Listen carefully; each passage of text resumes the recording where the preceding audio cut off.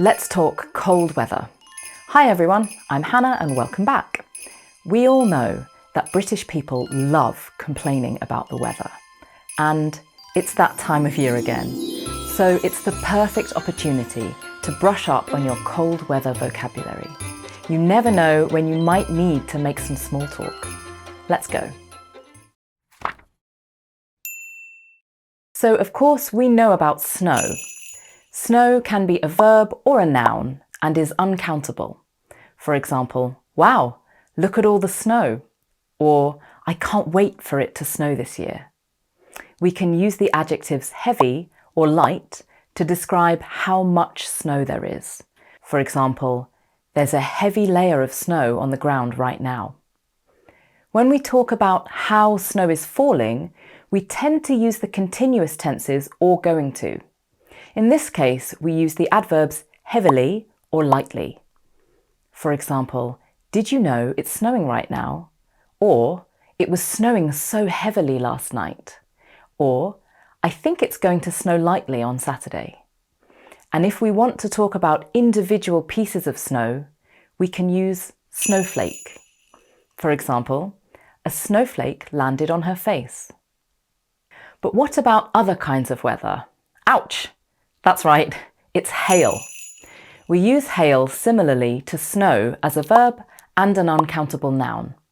For example, it's hailing like crazy outside. However, when using the noun, we're more likely to refer to the individual pieces of hail than hail in general. So in that case, we use hailstone. For example, the road was covered in hailstones. A hailstone nearly hit me and it was the size of a golf ball. What about that other kind of weather? You know, halfway between rain and snow.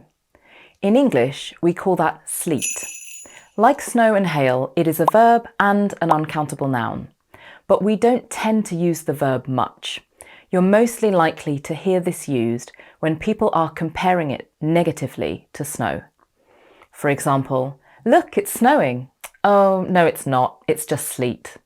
But this is only when it falls from the sky. When the snow starts melting on the ground, we use the noun slush.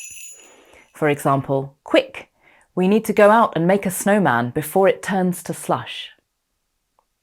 And sometimes it's one of those dark grey days. We use the adjective overcast to describe a sky covered with clouds and letting through very little light. For example, the day was still and overcast. You just know it's going to rain, it's so overcast. On cold days like this, you might wake in the morning to see a very thin layer of ice on your windows or car. This is called frost. We describe things covered with frost as frosty. For example, look at the frost this morning. It's really frosty today. And if your car's covered in frost, you may have to use the verb defrost, which of course means to remove the frost. For example, he boiled some water and took it outside to defrost the car windows.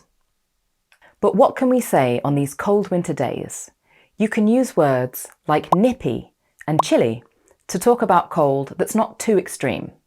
Nippy describes the day or weather, not the person. So, I feel nippy is wrong.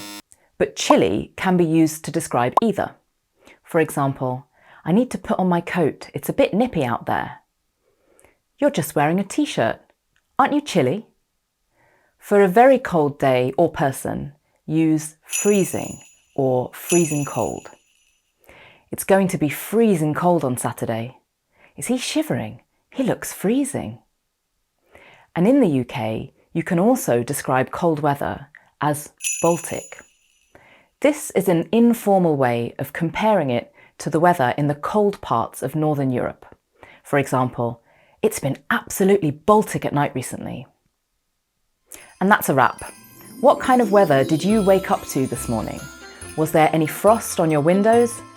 Let us know in the comments below. Like and subscribe and follow us on Instagram for more useful winter vocabulary. See you next time.